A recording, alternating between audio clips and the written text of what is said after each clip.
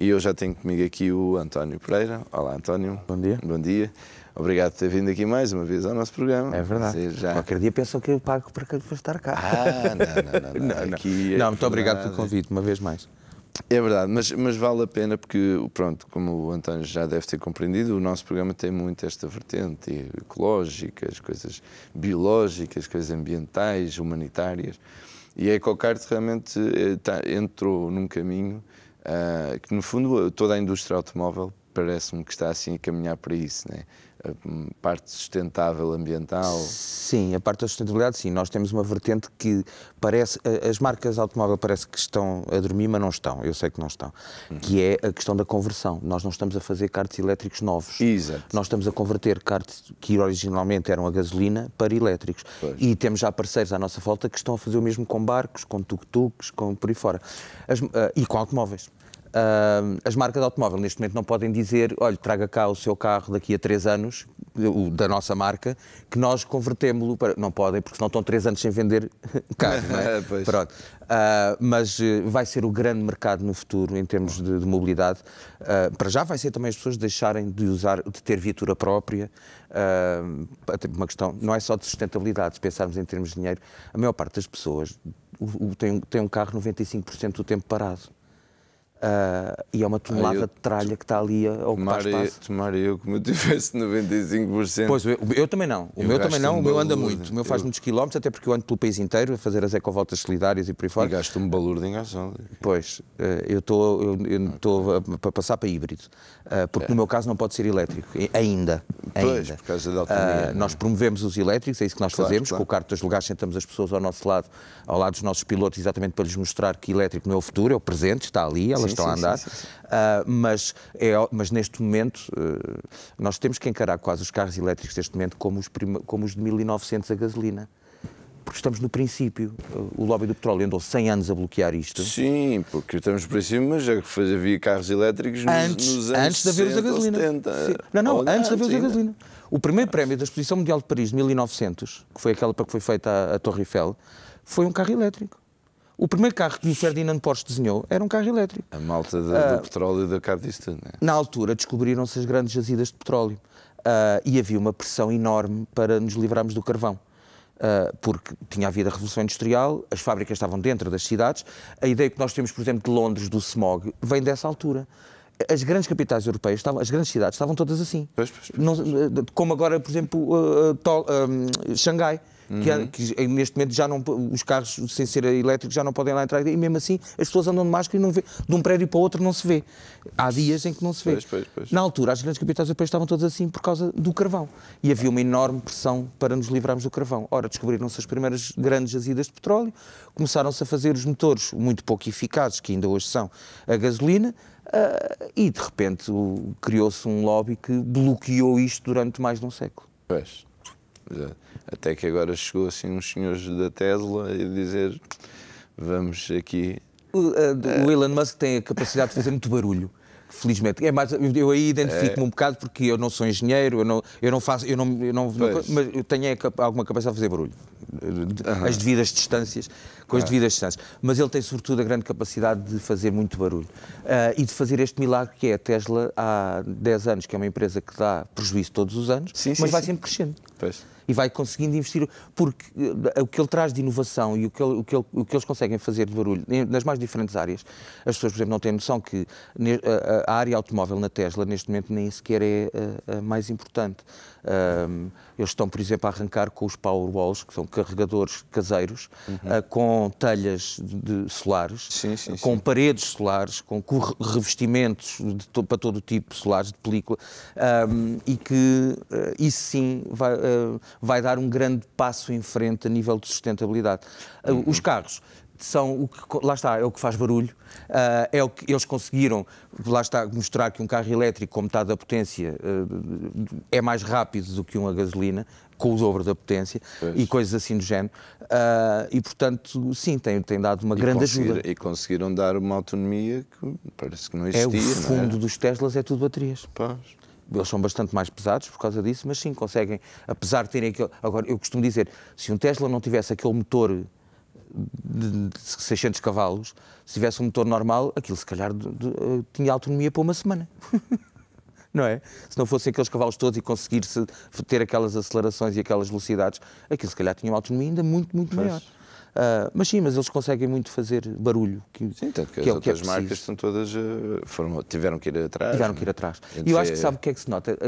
Mais ou menos na altura em que nós arrancámos a EcoKart, em 2015, foi na altura em que as gasolineras perceberam que não havia volta a dar, que isto é inexorável. E então, em vez de continuarem a bloquear o desenvolvimento de outras energias e em vez de continuarem a comprar patentes para deitar para o lixo e outras coisas piores ainda, começaram a comprar interesses nas renováveis. E então, de repente, aí também. E o que é que aconteceu? Os políticos diziam, espera, então agora já posso. Então agora vou ser muito verde. E isto agora parece um bocadinho uma manada desencabestada, está tudo a andar para a frente, não interessa para onde, é preciso ser para a frente, mas antes assim. Sim, pronto, esse desbloqueio era mesmo necessário, porque realmente já há um alarido tão grande por causa das alterações climáticas, da poluição, de tudo isso, que há um alerta mesmo geral que parece que de repente as pessoas acordaram para a realidade. Já se sabia. Eu tenho textos do fim do século XIX a chamar a atenção para os problemas relacionados com o petróleo, portanto, com a combustão. Só que as pessoas olha, estão a girar um carro. Pronto.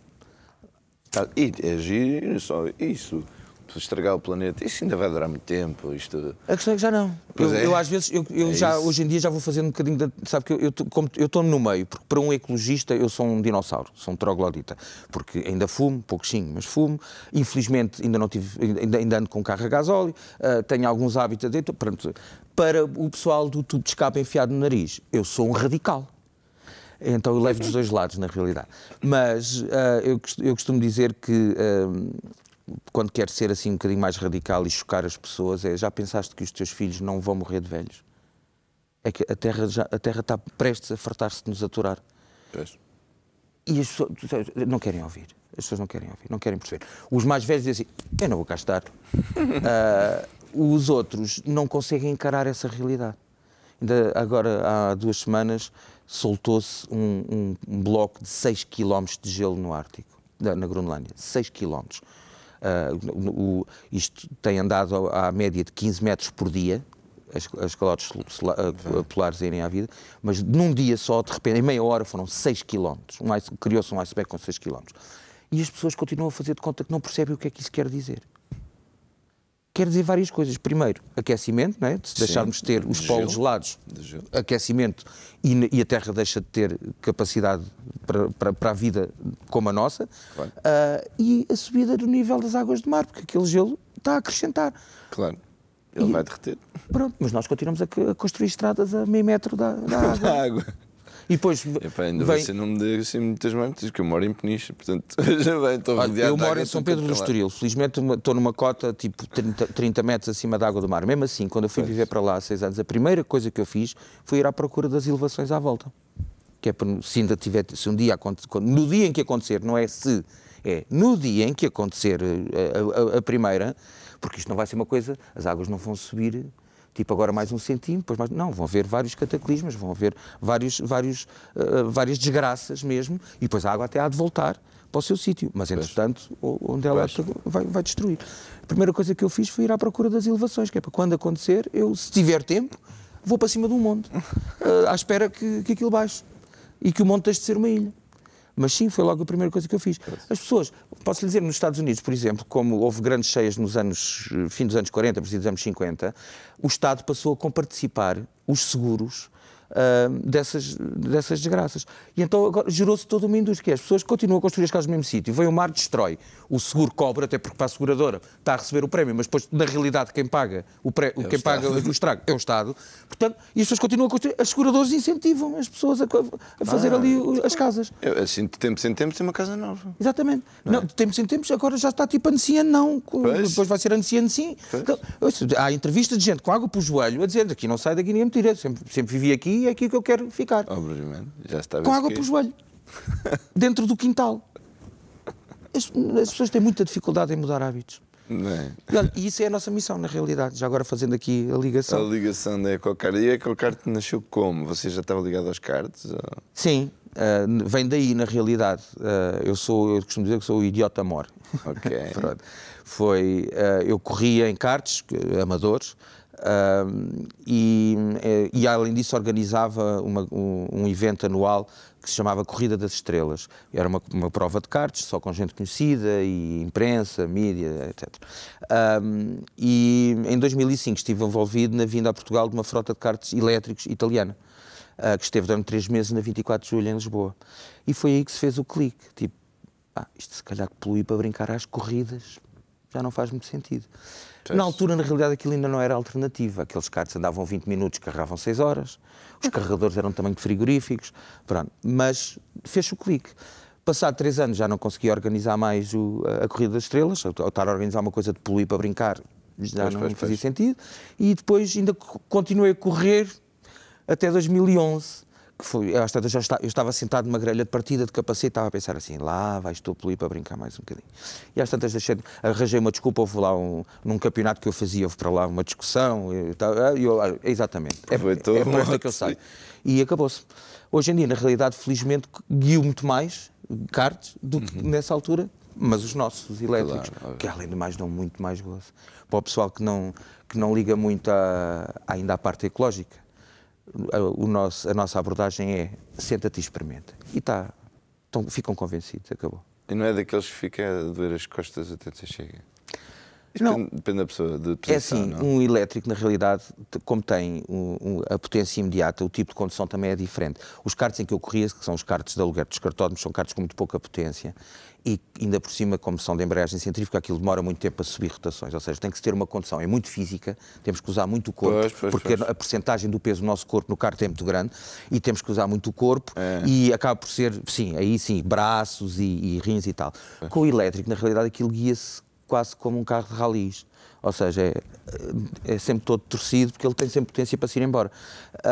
E, portanto, acaba por ser até uma condução fisicamente mais amiga e que dá muito mais gozo, porque em vez de estarmos ali a tentar aproveitar, porque ao mínimo deslize com um dos outros, ao mínimo deslize, baixa rotações, perde-se logo uma data de tempo.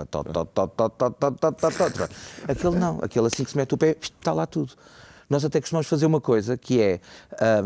um motor a combustão tem uma curva de binário assim, não é? Portanto, só quando o motor está aos berros, com muitas rotações, é que tem lá a potência toda. Um motor elétrico, seja ele qual for, é assim. Pois está sempre assim aliás, por vontade do motor elétrico, está ligado a 100% ou está desligado. Nós precisamos lhe meter um controlador para lhe explicar para o que é que ele serve.